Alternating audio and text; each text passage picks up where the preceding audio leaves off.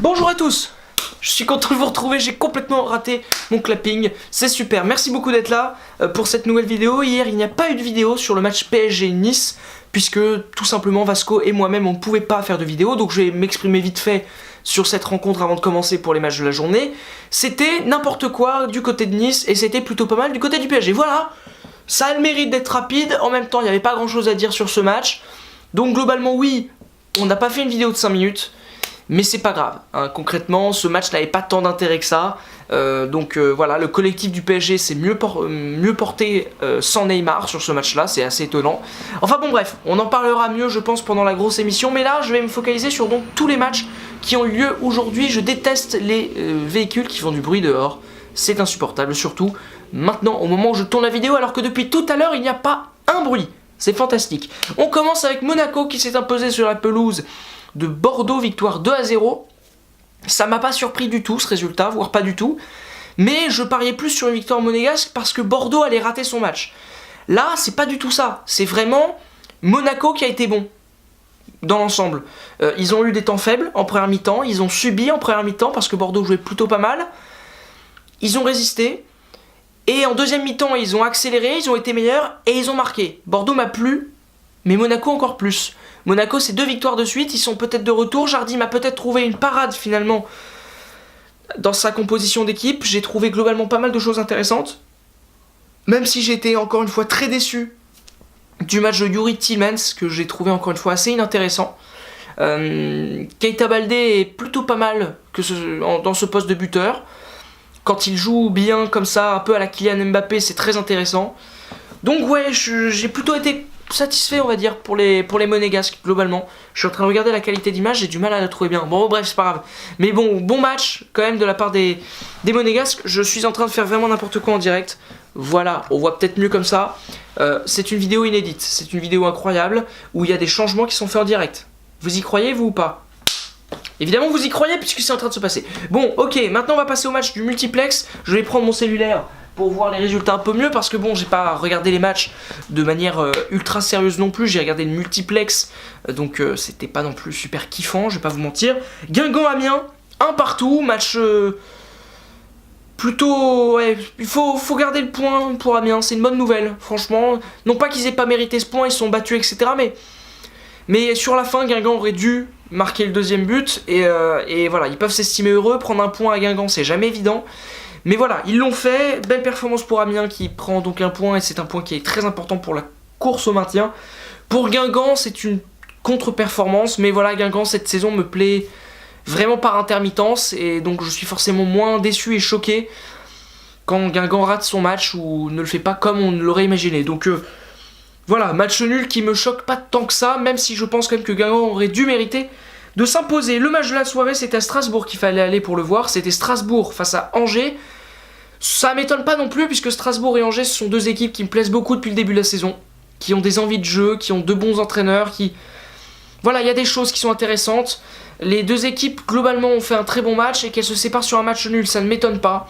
Mais, voilà, c'est encore une fois un très bon point pris à l'extérieur pour Angers, qui peut s'estimer satisfait de ce point-là, à l'extérieur. Strasbourg par contre va falloir qu'ils resserrent un peu les boulons derrière quoi. Face à Marseille ils en prennent 3, face à Angers ce soir c'est encore une fois 2 buts encaissés.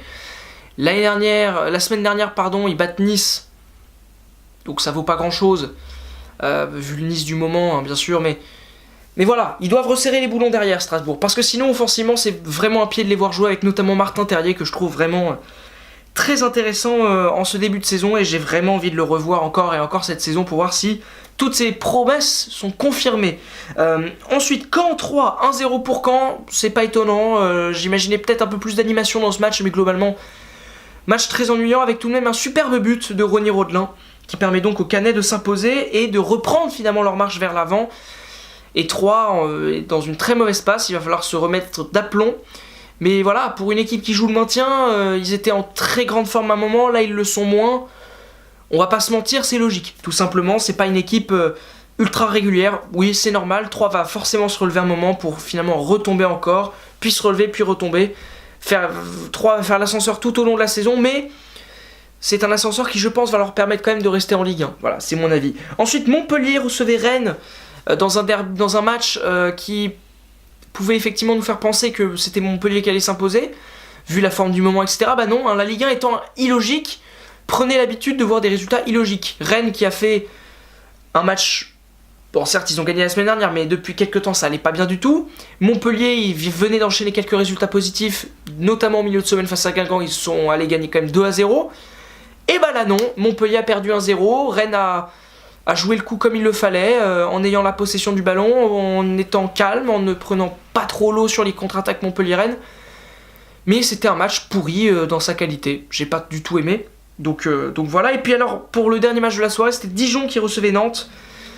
Dijon s'est imposé 1-0, il va falloir que je pose la question aux Nantais, parce que j'avoue que j'ai pas compris. Mais pourquoi, quand il y a 0-0, vous ne jouez pas, et que dès que vous êtes mené au score, vous jouez? J'avoue que je comprends pas. Je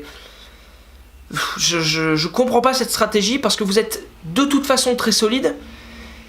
Donc quand vous avez quelques opportunités vers l'avant, faut les saisir. Alors que quand vous restez tout le temps derrière, acculé derrière, vous pouvez augmenter la chance de prendre un but, de prendre une action, etc. Donc j'avoue, je comprends pas trop cette stratégie. Alors ça a marché pendant pas mal de temps. Là, ça fait 2 matchs où Nantes n'y arrive plus. Il va falloir voir le 3e match. Ça m'étonne moyennement de voir Nantes baisser un peu de régime.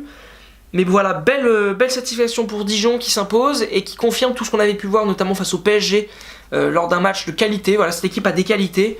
Et les voir prendre des points, ça fait plaisir, parce que voilà, les voir dans la zone de relégation, moi, ça me faisait personnellement un peu mal. Quand on voyait cette équipe faire du jeu et tenter des choses, contrairement à d'autres équipes qui sont plus haut dans le classement, mais qui tentent beaucoup moins. Notamment une équipe qui s'appellerait Montpellier. Tiens, je vise personne. Ou Nantes aussi, tiens. Mais bon, Nantes, il y a Ranieri, ils sont tout pardonnés. Voilà, merci beaucoup d'avoir regardé cette vidéo. Si vous l'avez appréciée, c'est très simple. Vous commentez, vous partagez, vous likez cette vidéo. Vous pouvez également aller sur les réseaux sociaux, que ce soit Facebook, Je prends ma respiration, ou Twitter, c'est très simple, vous pouvez le faire. Vous pouvez également regarder tous nos autres contenus et vous abonner à la chaîne pour être au courant de toutes nos sorties. Vous appuyez sur la petite cloche pour pouvoir avoir une petite notification qui vous dit tiens, ils ont sorti une nouvelle vidéo les mecs de Foot News. Ce serait pas mal que vous le faites, ce serait cool.